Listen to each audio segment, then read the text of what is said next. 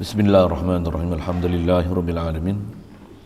Wassalatu wassalam ala asyrafil anbiya'i wal mursalin wa ala alihi wa ashabihi wa azwajihi wa zurriyyatihi wa atba'ihi ajma'in. Subhanaka la ilma lana illa ma 'allamtana innaka antal alimul hakim. La haula wa la quwwata illa billahil aliyyil azim. Rabbi syrah li sadri wa yassir li amri wa hlul 'uqdatam min lisani yafqahu qawli. Allahumma iftah alaina bi futuhil 'arifina bik. Allahumma ij'alna minal ladzina yastami'una al-qawla fayattabi'una ahsana. Allahumma 'allimna bima jahilna wa anfa'na bima 'allamtana wa zidna 'ilman nafi'an ya rabbal alamin. Rabbi a'udzu bika min hamazati syayatin wa a'udzu bika rabbi an yahdurun wa a'udzu nafsi billahil 'aliyyil 'azim. Bismillah ma sya'allah. La yas'uqul khaira illallah. Bismillahi ma sya'allah. La yasrifus su'a illallah. Bismillahi ma sya'allah. Ma kana min ni'matin fa minallah. Bismillahi ma sya'allah. La hawla wa la quwwata illa billah. Qala Syekhul Musannif rahimallahu ta'ala wa nafa'ana bihi wa bi ulumihi fi darin.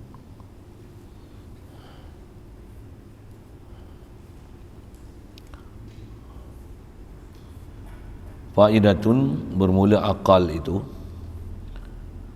cahaya yang dibangsakan kepada roh. Dengan dia mendapat nafsu akan segala ilmu yang dibangsakan kepada darurah dan ilmu yang dibangsakan kepada nazar dan istidlal. Maka nyatalah daripada yang demikian itu bahawa yang mendapat akan sesuatu itu nafs dan akal itu pegawai baginya.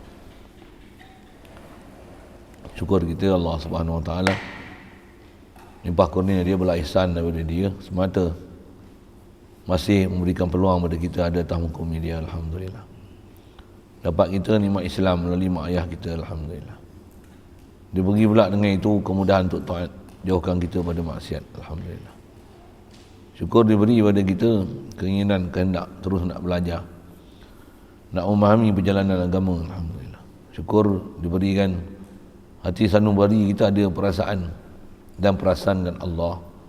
Ya Allah lah jadikan kita, dia hidupkan kita, dia bagi kita segala-gala. Wajib atas kita mensyukuri dia dengan perasaankan semua nikmat itu datang daripada dia. Alhamdulillah, syukur diberi kepada kita keupayaan, kelapangan masa, kesungguhan untuk berada dalam majlis yang mulia. Alhamdulillah, insya-Allah kita nak manfaatkan pertemuan malam ni meneruskan bacaan daripada kitab Sirajul Huda. Kata musannif rahimahullah ta'ala, faidatun hay hazihi faidatun. Ini satu faedah. Hay hazihi faidatun,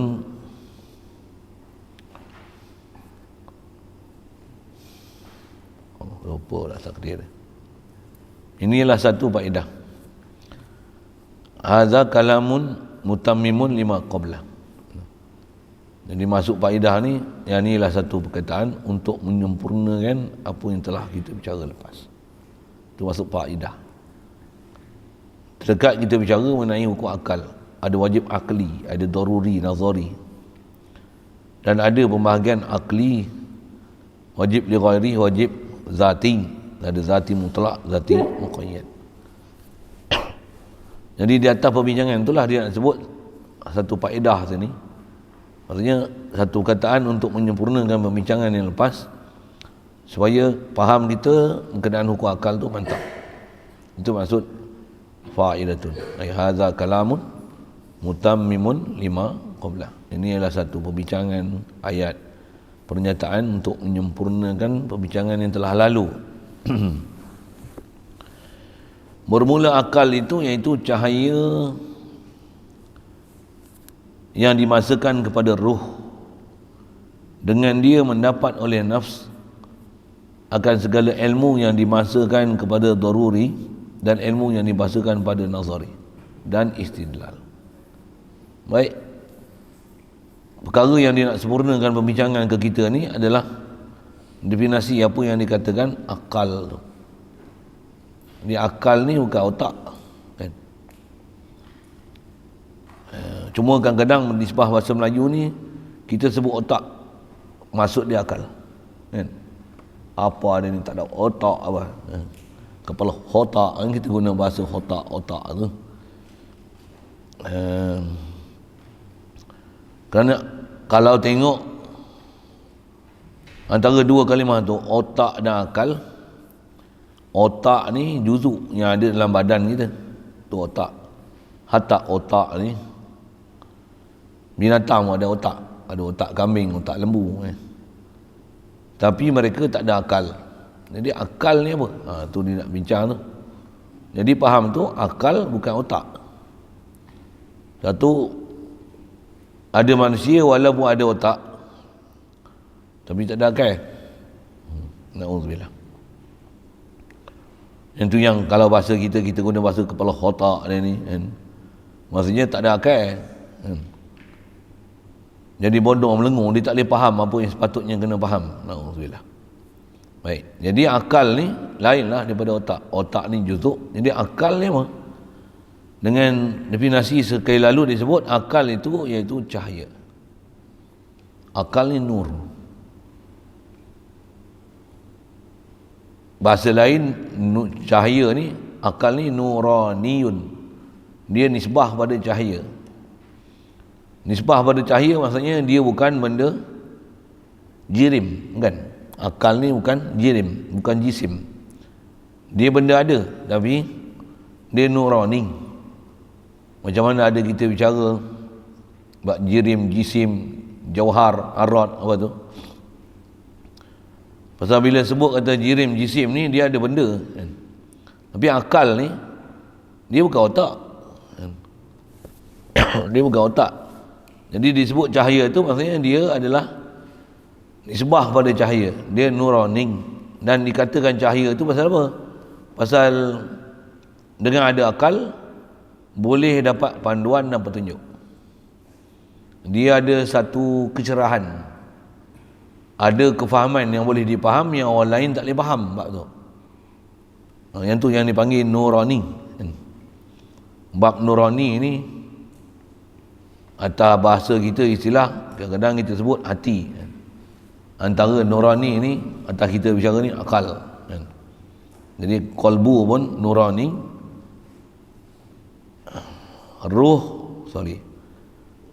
akal pun adalah nurani. Dibahasakan pada nur tu pasal dengan dia dapat panduan, dapat petunjuk, dapat istidlal, boleh reti, boleh faham. Ada yang daruri, ada nazari, yang ada orang tak faham benda tu, tapi Allah Ta'ala dengan limpah kurnia dia bagi kat kita boleh faham. Ibarat macam cahaya tu, dia boleh suluh, nampak yang hak ialah hak, yang batil adalah batil. Jadi bab akal ni dia anugerah besar. Satu kat kita ni manusia, benda istimewa Allah Ta'ala bagi ialah akal. Satu wajib kena jaga akal. Jangan ada perbuatan kita seharian benda yang boleh merosakkan akal. Istilah merosakkan akal tu boleh merosakkan kesedaran kita kepada apa yang sepatutnya kita sedar. Boleh merosakkan keupayaan kita untuk memahami apa yang sepatutnya, yang itulah benda besar yang patutnya kita kena faham.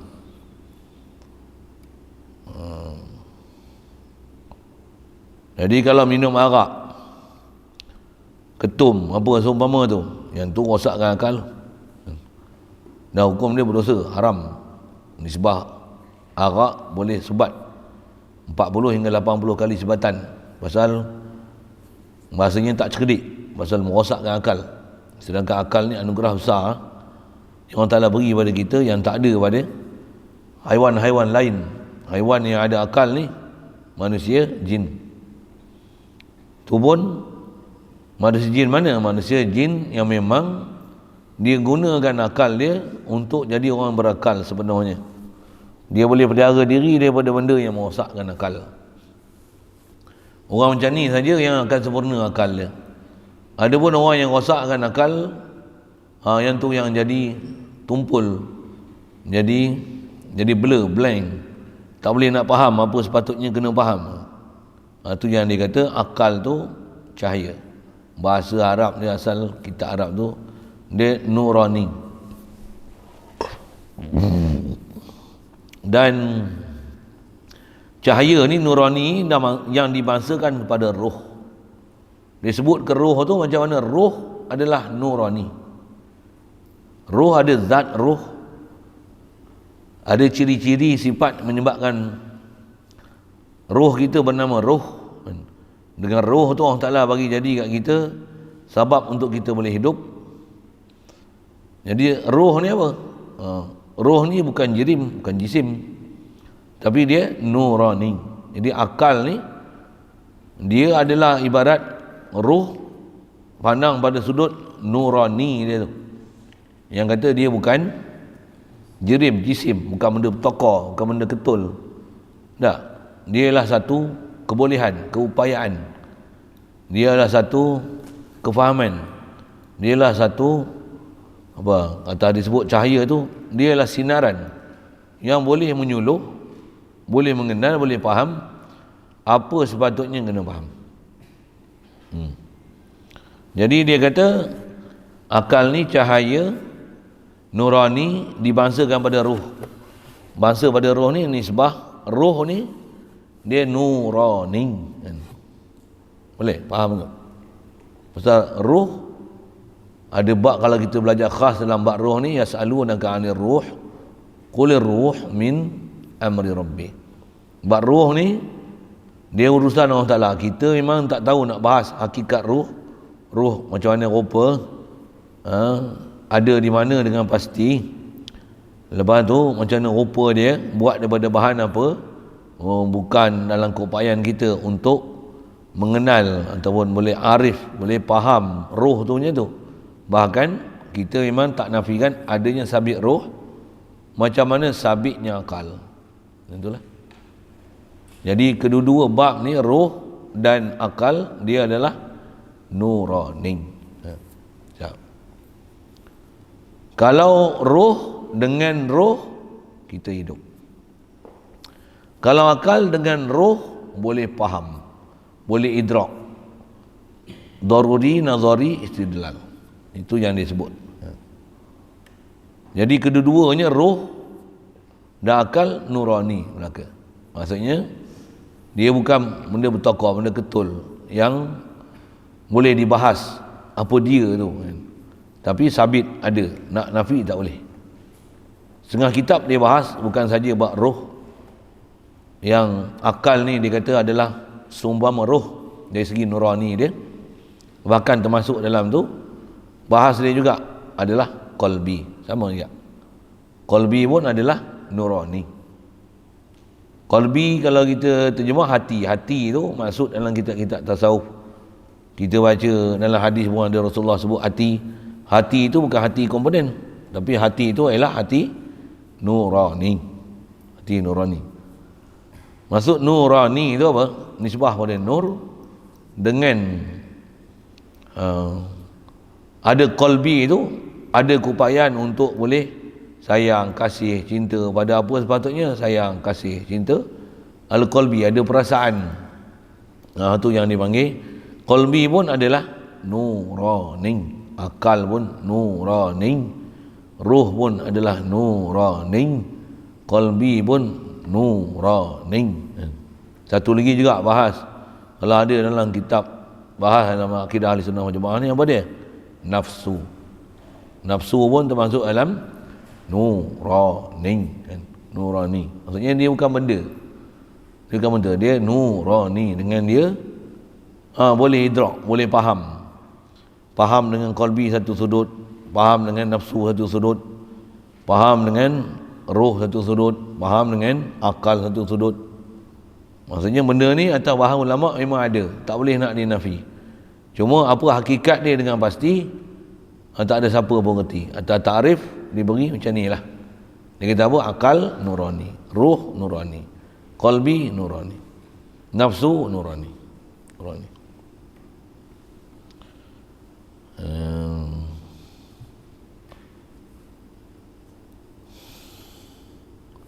Dengan dia, dengan akal ni mendapat nafsu akan segala ilmu yang dibahasakan kepada daruri dan ilmu yang dibahasakan pada nazari.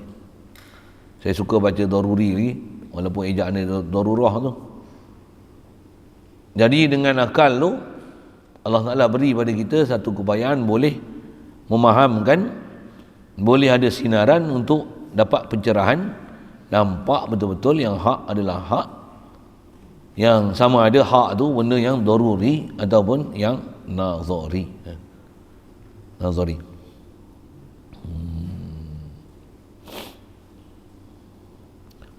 Dan disebut tu nafsu. Nafsu di sini bukan nafsu hawa nafsu tu. Nafsu di sini diri. Dengan mana zatu syakhsin. Diri seseorang.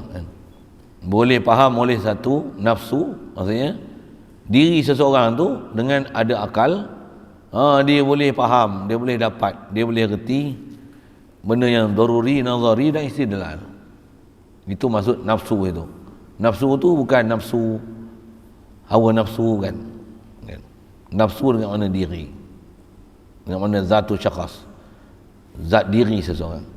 Jadi kalau kita ni, diri kita ni dengan ada akal, diri kita boleh faham benda-benda yang bahasa daruri, nazari, istidlal ni dengan limpah kurnia Allah Ta'ala bagi kita faham. Ibarat macam cahaya tu boleh menyuluh, nampak yang hak adalah hak, yang batil adalah batil. Jadi dengan ruh ni, dengan akal ni, nafsu dia boleh mendapat segala ilmu yang dibahasakan kepada daruri dan ilmu yang dibahasakan kepada nazari. Siapa istilahnya lagi tinggi akal dia, lagi akan dalamlah kefahaman dia tentang perkara-perkara daruri atau nazari ni yang orang lain tak boleh faham, tapi dia boleh faham. Satu wajib atas kita untuk jaga, jangan rosak kan macam indera ni dengan melihat benda-benda yang boleh merosakkan akal. Boleh rosakkan akal apa? Maksiat, dosa, lalai. Dia boleh menyebabkan tertutup kasih pada dunia, tak faham makhluk, kedudukan makhluk, sehingga jatuh cinta pada makhluk, sehingga jatuh cinta ke dunia, kasih ke dunia, sedangkan patutnya kasih ke Allah yang mencipta dunia, mencipta kita, tapi kita kasih ke dunia. Yang tu jadi masalah. Jadi masalah apa? Tak ada keupayaan pada kita untuk mengenal yang hak dan batil. Pasal apa? Dah dibutakan dengan kecenderungan dan minat kepada selain pada Allah Ta'ala. Jadi boleh ada nur di akal ni pasal apa?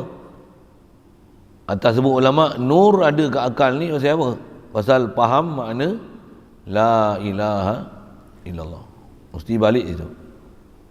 Satu orang tak faham la ilaha illallah ni, dia tak boleh dapat nur. Satu pelajaran besar kita kena faham dalam perjalanan akidah ni.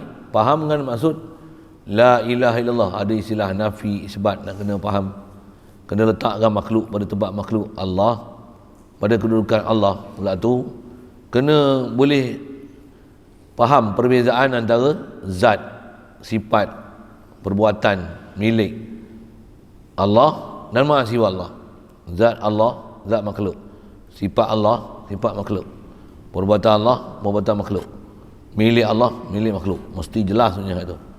Faham kat tu, baru boleh suluh. Baru boleh nampak nanti yang hak adalah hak, yang batil adalah batil. Baru nanti boleh, kalau nisbah akal tu, dia akan cerah. Dia akan jadi berakal. Walaupun tengok makhluk, hadir di hati kepada siapa menjadikan makhluk. Walaupun dapat nikmat, hati ini dia akan pandang siapa pemberi nikmat. Hadanallahu ila siratal mustaqim. Besar tu dapat nikmat-nikmat macam tu. Satu atas kita, bila dia nikmat besar, kena cari jalan macam mana nak dapatkan matlamat tu.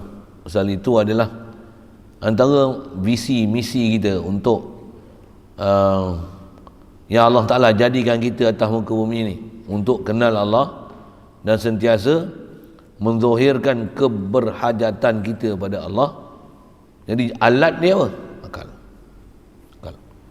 Kalau tak faham la ilaha illallah, nanti kita akan rasa keberhajatan kita kepada ma siwa Allah.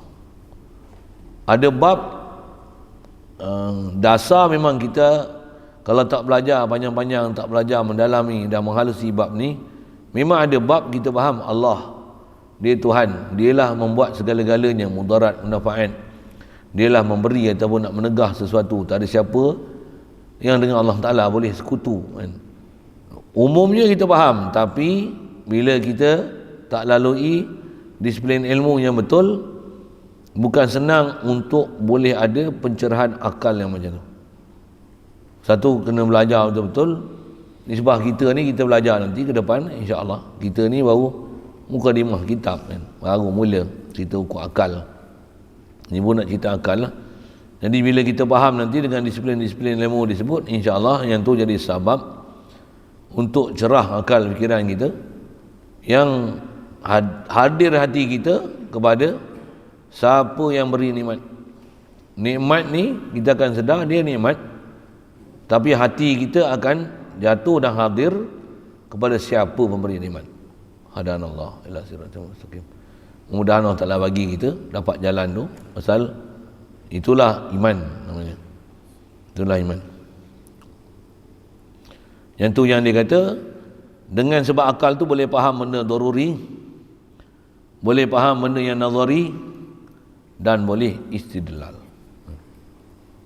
Contohnya makhluk. Makhluk asal tak ada. Jadi kena faham realiti. Makhluk apa? Allah siapa?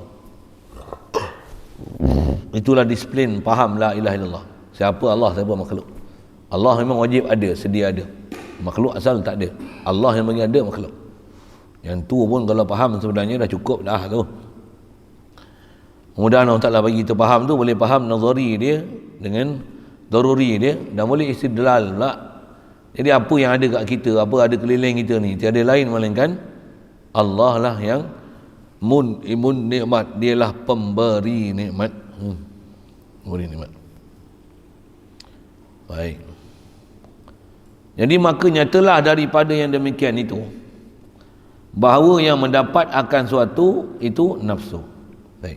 Daripada penjelasan disebut ni, yang kata dengan akal tu, yang akal ni ibarat macam roh, yang dia adalah nurani. Setiap diri zatu syakhsin, dia akan dapat faham benda daruri dan zari istidlal. Nyatalah daripada pembahagian itu bahawa yang mendapat akan sesuatu itu adalah nafs. Boleh dapat ni adalah diri kita. Tu akal apa? Dan akal tu pegawai baginya. Istilah lama ni pegawai maksudnya alat. Akal adalah pekakas. Satu akal kita ni kena belajar daripada kitab-kitab dan para ulama yang mereka ni adalah memang orang berakai sungguh. Kerana ramai manusia kadang sebut Al-Quran, sebut hadis, tapi faham dengan zahir ayat Quran dan hadis, sampai jadi macam tak berakai.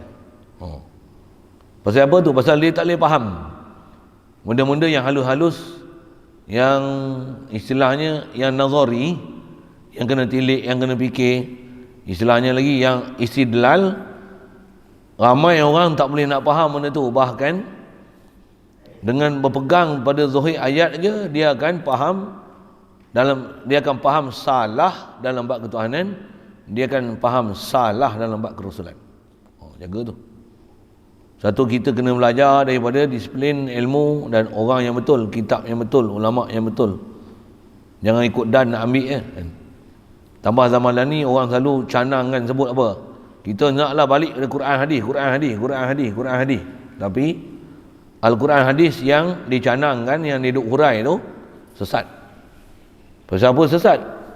Pasal dia tak faham benda yang daruri, nazari dan istidlal tu dengan jelas. Bahkan atas saya sebut ni, hanya ayat-ayat mutasyabihat tu, dia tak faham apa yang dia panggil mutasyabihat. Dia tak boleh. Apa nak sebut, dia stuck, dia beku. Dia jadi sentot itu. Dia jadi terhalang, terhijab untuk faham, sedangkan nak faham ayat-ayat mutasyabihat ni supaya jangan berpegang dengan zahir ayat terlalu mudah kan? Tapi orang yang dia telah berpegang dengan zahir ayat dan dengan ilmu yang dia faham tu dengan cara yang salah, bukan disiplin daripada ulama ahli sunnah wal jamaah, cara dia faham ayat-ayat yang mutasyabihat tu jadi terpaling langsung, jadi macam orang tak berakal. Sama ada dalam bab ketuhanan, sama ada dalam bab kerasulan. Contoh mudah, ketuhanan, apa dia? Ada orang dia boleh faham, dia kata Allah duduk di arasy. Ayat dia pula Allah duduk di arasy yang layak dengannya. Arasy ni apa? Makhluk. Bila makhluk layak ke Allah Taala ambil manfaat daripada makhluk ni? Tentu tak layak. Bila tak layak tu, apa tu? Itulah hukum akal. Pasal ada ayat Quran lain sebut wallahu ghaniyun 'anil alamin. Wallahu ghaniyun hamida. Kata Allah ni ghani dengan mana? La yaftaqiru ila syai'in mimma siwahu. Dia tak hajat pada apa-apa sesuatu pun. Jadi kalau dia duduk di arasy, tak kena ayat tu. Betul, apa makna Ar-Rahman 'alal arsy istawa? Dia mesti ada makna. Dan janganlah faham makna bodoh-bodoh yang macam tak ada akal aja faham. Jadi tak dapat suluhan. Macam mana sepatutnya kena faham apa maksud Ar-Rahman 'alal arsy. Yang Ar-Rahman 'alal arsy tu, adakah ala tu dengan mana mustaqir? Adakah ala tu dengan mana makan, dengan mana tempat? Subhanallah. Yang tu yang ada ayat Quran lain yang menyebabkan ayat Quran tersebut tak boleh dipaham macam mana yang sekali lalu disebut ayat Quran tu. Besar sekali saya dengar ni terus disebut apa dia? Kataan la ilaha illallah. Yang tu pun dah cukup dah. Pasal makna la ilaha illallah ni apa? La mustaghniya an kulli ma siwahu wa muftaqirun ilaihi kullu ma adahu illa Allah. Allah ni apa? Dia tak hajat pada sesuatu. Jadi kalau Allah duduk atas arasy, subhanallah. Yang orang yang tak berakal macam ni, bila kita soal dia, sebelum ada arasy Allah Taala duduk di mana? Memang dia tak boleh jawab. Pasal apa dia tak boleh jawab? Dia tak akal. Dia kata apa soal-soal benda-benda macam tu? Lah, soal lah pasal nak dapat penjelasan akidah kan. Pasal Allah Taala dia memang ada sebelum ada arasy. Takkan bila dia buat arasy dia duduk di arasy. Subhanallah. Bahkan ada kita belajar bab-bab akidah ni, di akhirat esok ahli syurga Allah Taala akan berikan keupayaan pada ahli syurga melihat Allah Taala ketika ahli syurga dalam syurga. Takkan bila ahli syurga dalam syurga Allah Taala duduk dalam syurga masa tu. Allah macam mana? Akidah ulama tak bahas zat Allah Taala di mana. Yang di syurga, ahli syurga yang di syurga. Kalau Rasulullah Isra Mi'raj, Rasulullah yang di langit, bukan Allah di langit, kan? Bukan. Yang tu yang mudah-mudahan Allah Taala taufik hidayah kita, bagi kita faham kecerahan akal mengikut kaedah ulama ahli sunnah wal jamaah, supaya tak jadi bodoh kita faham benda-benda yang menyalahi kawaid. Kawaid apa? Kawaid akliyah yang telah disebut oleh ulama satu-satu dengan bahas yang insya-Allah kita bila ikut jejak langkah ulama ni tak silap sikit pun kita buat akidah. InsyaAllah. Pasal apa tu? Pasal ada nurani. Itu contoh bab ketuhanan. Bab Rasul, ramai orang nak i'tiqad Nabi Adam buat dosa. Kadang-kadang dia punya bahasa macam ni, Nabi Adam dia maksum, kalau buat dosa pun Allah Ta'ala ampun tu bahaya juga. Memang dia faham Nabi Adam tak ada dosa, tapi dia faham apa? Kalau ada dosa pun Allah Ta'ala ampun. Tak betul? Faham? So, Nabi Rasul macam mana? Bukan ada dosa Allah Ta'ala ampun, bukan. Tapi mustahil ada dosa. Mesti faham elok. Walaupun ada ayat Quran tengok sekali lalu zahir, macam Nabi Rasul ni seolah-olah ada dosa dan Allah Ta'ala telah ampunkan. Seolah-olah dosa tu ada, tapi Allah Ta'ala ampunkan. Qad ghafarallahu laka ma taqaddama min zambika wa ma ta'akhkhar. Ada ayat Quran seumpama itu yang Allah Ta'ala telah ampunkan dosa kamu yang telah lalu, yang akan datang. Jadi ada orang faham Nabi Rasul ni macam mana?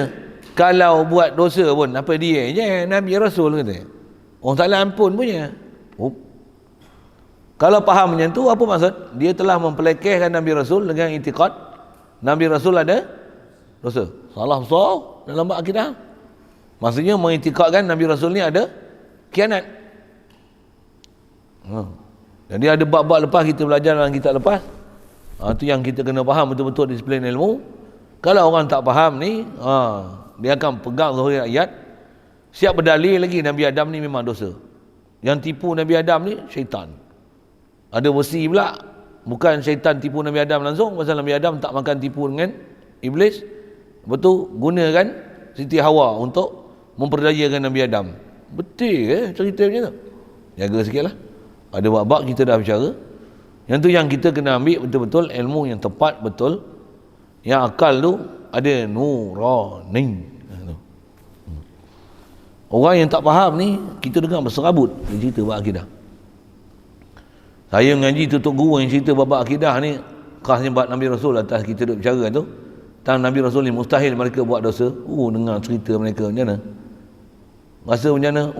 Itu tu hebat sungguh Nabi Rasul ni. Nabi Adam ni. Hebatnya. Pasal apa? Dia bukan buat dosa, tapi dia sanggup korbankan apa yang ada pada dirinya untuk dengan sebab dia melahirkan seafdal makhluk yang Allah Ta'ala nak bagi. Jadi yang Nabi Adam AS adalah usulnya, dia lah umbinya, terasnya.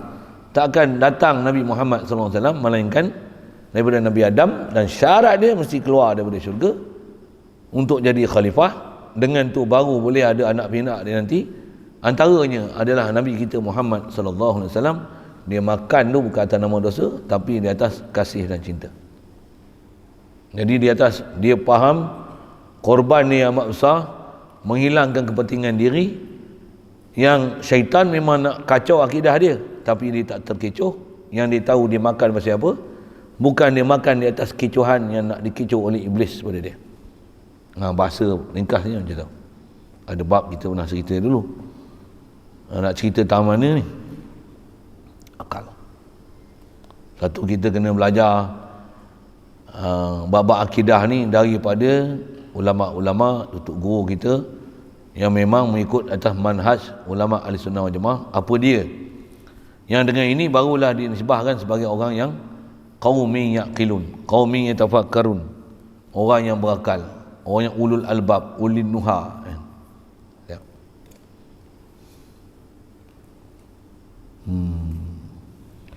Jadi nak dapat tu zat diri seseorang, akal ni alat. Jadi nak bahas lebih pun kita bukan reti kan. Satu di atas kaedah, berdoa lah banyak-banyak, mudahan akal kita ni betul. Pada atas kita bicara bab apa? Taufik hidayat. Bab apa lagi usaha ikhtiar. Usaha pun kederat tu datang daripada Allah, ikhtiar, lintasan hati. Nak boleh buat sesuatu pun daripada Allah Ta'ala juga. Itu kena banyak doa, kena cari jalan. Macam mana supaya dapat nurani pada akal tu, jangan jadi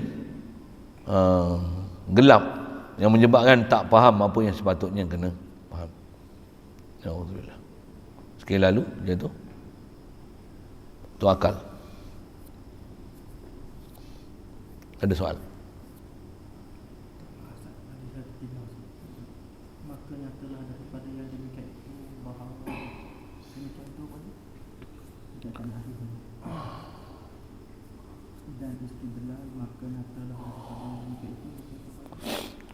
Nyatalah daripada demikian itu takrif lah.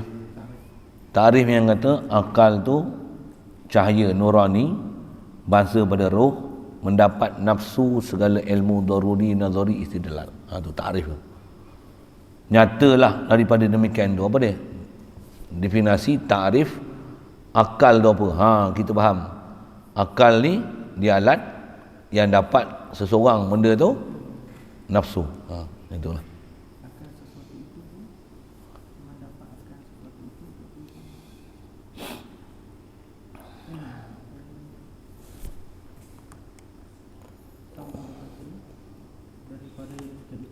Bahawa mendapat akan sesuatu itu Nafsu. Yang mana? Mendapat akan sesuatu itu nafsu, tu part yang lagi dapat. Yang dapat ni nafsu. Diri seseorang. Okay.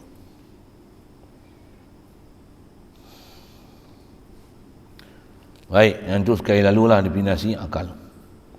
Allah. Jadi apa nak sebut? Allah.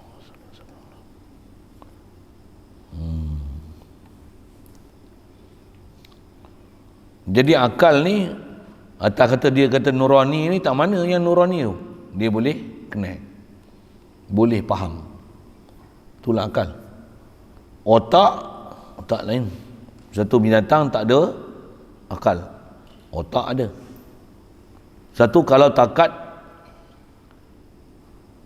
makan minum, anak bini, tempat tinggal, yang tu otak, bukan akal. Yang tu bukan akal. Akal ni apa? Boleh faham sesuatu yang lebih daripada haiwan. Yang haiwan biasa, apa dia? Anak bini, makan minum, tempat tinggal. Yang tu akal. Jadi kalau kita hidup ni hanya semata-mata cari anak bini, makan minum, tempat tinggal, tu yang Allah Ta'ala bahasakan kita ni macam binatang ternak, macam kal an'am. Pasal apa? Pasal tak ada akal. Hanya gunakan panca indera yang zahir Allah Ta'ala bagi ni semata-mata cari makan minum, tempat tinggal, anak bini. Yang ni sebiji binatang. Pasal apa? Pasal akal yang sepatutnya boleh mengenal, boleh perasan ke Allah Ta'ala tu tak digunakan untuk idrak ke Allah Ta'ala, untuk faham ke Allah Ta'ala, untuk ada perasaan dengan Allah Ta'ala, ada perasaan, ada emosi dengan Allah Ta'ala, yang tu kot bahasanya, ada connected dengan Allah Ta'ala, ada perasaan berharap dengan Allah Ta'ala. Jadi kalau kita perhati itu kat kita ni, banyak benda tu. Nak mengaji, nak bagi hidup supaya kita cerah akal, cahaya tu, nurani tu dapat. Pasal makan minum, ramai orang cari tempat tinggal. Boleh lagi anak bini, memang orang bakal cari. Rata-rata orang hidup macam tu. Hanya beberapa orang yang tertentu saja yang dia akan jadikan dunia ni sebagai ladang untuk tauhid ke Allah Ta'ala, ambil hasil di sana dengan jasad walaupun duduk dengan makhluk, tapi hati sentiasa dengan khalik makhluk. Istilah ulama sebut macam tu. Jadi macam mana nak dapat macam tu? Besar ilmu dia, kena belajar tu. Besar pahaman dia. Yang tu yang kita belajar tauhid ni, insya-Allah dengan kita faham satu-satu ni, jadi sebab untuk kita boleh dapat cahaya yang nurani tu, boleh idrak, boleh faham ke Allah Ta'ala. Walaupun kita tengok makhluk, kita sedar tiadalah makhluk melainkan Allah lah yang jadikan makhluk. Antara makhluk tu aku ni tiadalah aku melainkan Allah yang bagi jadi aku dan memberikan limpah kurnia dia kepada aku. Alhamdulillah. Orang panggil ada akal. Itu nak dapat tahap tu, masya-Allah, nisbah doa hadanallah ila siratal mustaqim, nisbah ilmu ambil jalan nak faham apa dia, ilmu-ilmu dia nak bawa boleh faham situ. Lepas tu saya pun sering sebut apa dia, dalam masa yang sama kena ada latihan macam mana untuk boleh Allah Ta'ala ni kita ada sedar ke dia. Ilmu kadang boleh faham tapi sedar tu tak ada. Jadi kita kena banyak usaha ikhtiar untuk cari jalan boleh sedar ke Allah Ta'ala. Apa jalan dia? Bahasa mudahnya zikir hati hadir. Ilmu dia apa? La ilaha illallah. Apa dia? Allah ni ilah, makhluk bukan ilah. Itu saya kata mesti faham 4 konteks yang selalu saya duk sebut tu. Apa dia? Bab zat, kena faham zat Allah, zat makhluk, sifat Allah, sifat makhluk, perbuatan Allah, perbuatan makhluk, milik Allah, milik makhluk. Makhluk ni macam mana? Kalau nisbah zat, asal tak ada, Allah bagi ada. Sifat makhluk ni asal mati, Allah yang bagi hidup. Asal buta, Allah yang bagi celik. Makhluk tak ada daya upaya, Allah yang wa annal quwwata lillahi jami'ah. Kita la haula wala quwwata illa billah. Buat milik lahu mulkus samawati wal ard. Milik Allah apa langit di bumi. Kita ni macam mana? Milik idhafi, sementara saja. Atas nama amanah dan tanggungjawab yang ditaklif pada kita untuk jaga, untuk urus apa yang Allah Ta'ala perintahkan kat kita. Bagi betul perjalanan empat keadaan ni, barulah boleh faham dan lurus faham la ilaha illallah, baru boleh dapat akal sempurna. Mudah-mudahan dapat kita faham benda-benda yang tu. Nisbah ilmu tu, yang tu kalau ikut, kalau dengar elok perhati tu boleh faham dah tu kan. Cuma kadang-kadang ayat tu terlalu pendek, terlalu ringkas. Dia perlu pada huraian untuk boleh hadam dia betul-betul. Betul latihan dia macam mana, apa masalah dia, apa kerenah dia, apa halangan dia. Lepas tu apa proses tarbiyah yang kena ada. Pula tu apa kecohan-kecohan yang ada. Pula tu nanti syaitan akan gunakan nafsu untuk rosakkan apa yang kita faham tu dengan datangkan sum'ah, ujub, riak, takabur. Dia datangkan habuan-habuan nafsu yang jadi macam tak berakai je. Pasal apa?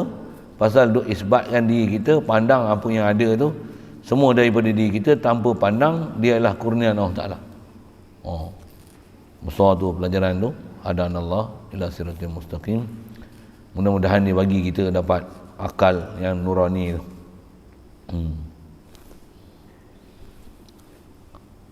Lagi ada soalan? Istidlal maksudnya ambil faham dalil. Istidlal tu boleh berdalil. Tengok makhluk dan Allah berpisah tiada. Makhluk mestilah datang daripada Allah. Tu istidlal. Tak adalah makhluk melainkan Allah lah yang jadikan makhluk. Tak ada makhluk yang jadi sendiri. Makhluk takkan boleh qaim min nafsi.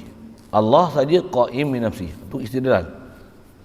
Macam mana pun nak istidlal tu satu hal, tu yang nisbah ilmu kita belajar, dia ada disiplin ilmu yang kena hafal. Allah qaimun bi nafsi. Makhluk qaimun billah. Makhluk muhtaj. Allah qadil hajat. Ada istilah-istilah yang kena letak betul-betul faham siapa Allah, siapa makhluk. Jadi itulah istidlal. Istidlal ni asalnya kita tengok makhluk, kita tahu cara nak ambil faham. Cuma kita sendiri nak istidlal kok susah. Tu yang ulama dah mudahkan kat kita, dia bagi sepe-sepe yang kita kena hafal. Dan hafalan tu pula memang hukum akli yang nurani. Faham tu pula memang tepat dan jitu sekali. Dengan kita faham macam tu betul, walaupun kita tak pandai istidlal, tapi sebenarnya faham kita dah betul lah. Itulah istidlal tu. Contoh misal, Allah dia tak hajat pada satu, kita berhajat dengan Allah. Kita nak cari sendiri kadang susah. Allah dia satu, makhluk ramai, banyak. Semua makhluk mesti berhajat pada Allah. Allah tak hajat pada makhluk. Main mana tu? Ulama dah bagi formulasi kat kita. Dia dah mudahkan untuk kita. Cuma kena pergi belajar. Dan atas ilmu, dia ada dalam ilmu sifat 20 ni lah. Satu, kalau kita tak pernah belajar daripada ahli dia, kita akan rasa sifat 20 ni entah faham apa lah. Na'udzubillah. Tapi kalau orang faham betul-betul sifat 20 ni macam mana, tak ada dah ilmu yang paling mudahkan kita untuk boleh jadi akal yang nurani ni mantap sungguh. Pegangan kita dengan Allah Ta'ala, yakin sungguh, tasdik sungguh ke Allah Ta'ala. Dengan makhluk ni kita akan letakkan makhluk tempat makhluk. Pasal apa? Pasal kita faham daripada ilmu yang telah dibuat rumusan dia oleh para ulama, ulama tauhid, ulama rabbani, ulama yang pakar dalam bab istidlal ni. Dia telah formulasikan untuk kita kena belajar, mula-mula hafal dulu. Lepas tu zikir dengan hati hadir. Demi ayat-ayat tu macam tu. Itulah istidlal. Kita mayat, Allah hidup. Waktu ni hidup, Allah yang hidup dengan aku. Kita sendiri nak cari payah tu. Ayat Quran ada. Huwal hayyul qayyum. Kita mati macam mana? Innaka mayyitun wa innahum mayyitun. Kuntum amwatan fa ahyaakum. Dalil banyak. Cuma kita sendiri nak cari tumpah. Ulama dah bagi formulasi kita. Macam itulah sekali lalu istidlal. Istidlal. Satu kaedah istidlal paling baik macam mana? belajar daripada ulama-ulama yang pakar, hafal sahaja apa yang telah diajar, lepas tu bagi boleh hadam apa yang diajar supaya cerah dan terpelajar. Yang turut bahasa dia. Dia macam kita belajar guru-guru matematik, kita tak pandai pun matematik, tapi belajar dah CP formula macam ni. Kita tak tahu apa pun, belajar hafal je dulu. Macam mana? Esok dah cerdik, baru boleh jalan sendiri. Kenapa dan mengapa dengan formula yang dibagi kat kita. Macam tu kot perbandingan istidlal. Itulah istidlal. Saya sebut bagi uraian istidlal. Lagi.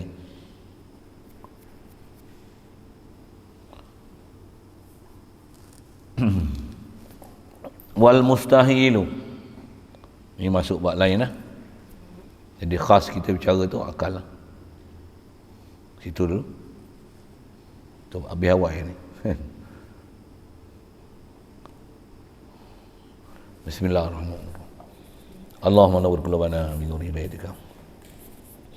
Kama nawwartal arda min nuri syamsika abadan abada bi rahmatika ya arhamar rahimin. Warzuqna fahman nabiyyin wa hifzal mursalin wa ilhamal malaikatil muqarrabin. Wa sallim tasliman ala jamil anbiya'i wal mursalin walhamdulillah.